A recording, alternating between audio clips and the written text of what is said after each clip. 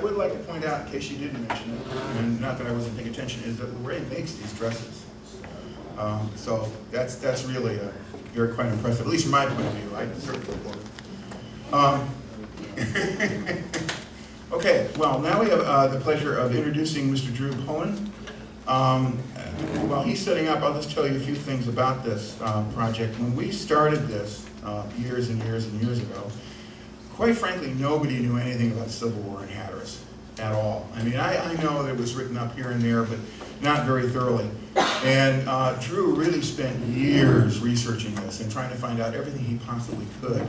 And it resulted in a book, which is on the back, tables back there. And it's really fascinating because it's brought out all sorts of interesting information which we never really knew about. All right, so then I can hand it right over to Drew and he can tell you all about it. Drew.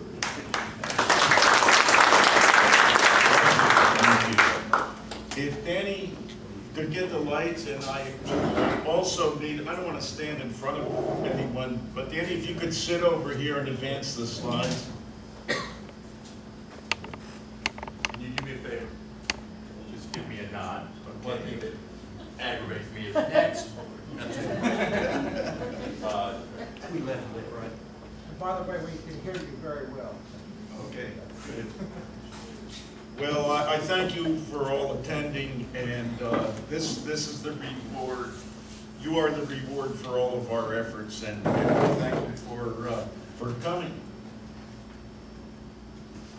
During the summer of Drew, take the microphone out. Stand to the side, and everybody on this side can see the slide.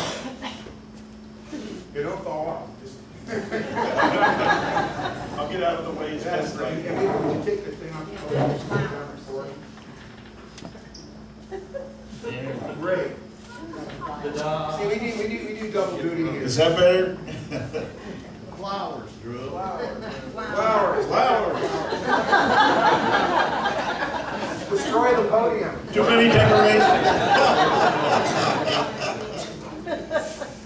During the summer of 1861, a number of forts were constructed here on the Outer Banks, two of which were Forts Hatteras and Clark.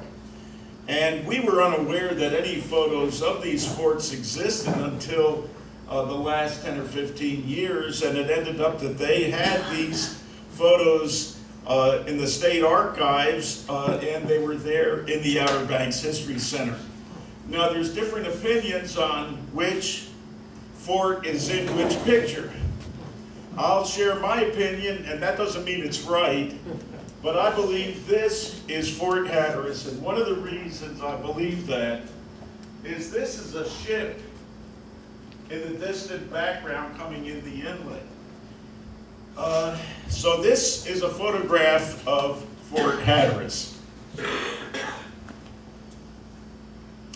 And I believe, that this possibly is Fort Clark. I mean, it's either, these are photographs of the two forts. I'll just say, I believe this is Fort Clark. And this was the smaller of the two forts, and it faced the ocean, while Fort Hatteras, the larger of the two, faced the inlet.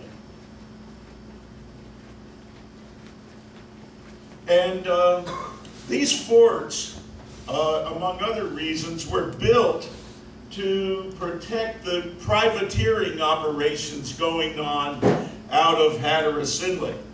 A storm in 1846 cut Hatteras Inlet, and when that inlet was opened, it replaced Ocracoke as the access inlet to the ocean from Ocracoke. Up until that time, the inlet that was used for commerce was Ocracoke Inlet.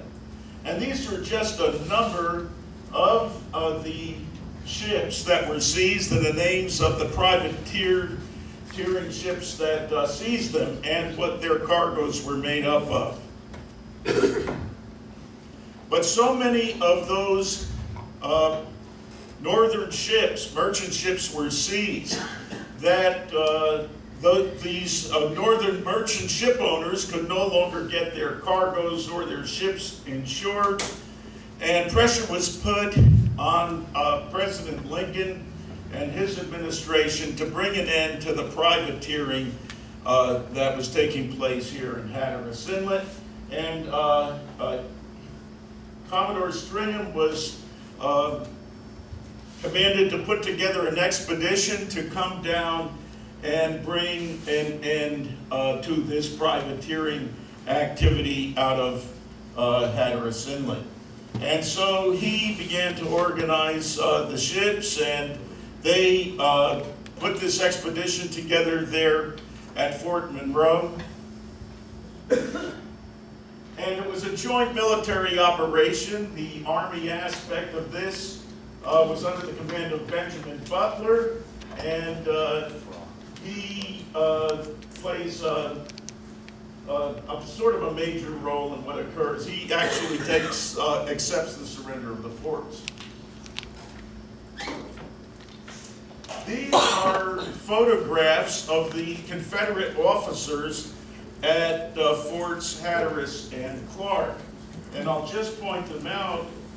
The man at the top is William F. Martin, the colonel in charge, and this is John C. Lamb, and this is William G. Lamb, and the fellow in the bottom picture is Gilbert Elliott. He designed and had the Ram Albemarle built. That was a Confederate ironclad. Well, this Union expedition under the command of Silas Stringham was made up, as we heard Ed Barrs say last night in that video, of some pretty impressive Federal naval vessels. And one of those was the Wabash, and this is a photograph of the pivot gun on the Wabash. And this is the one that did such damage to the forts.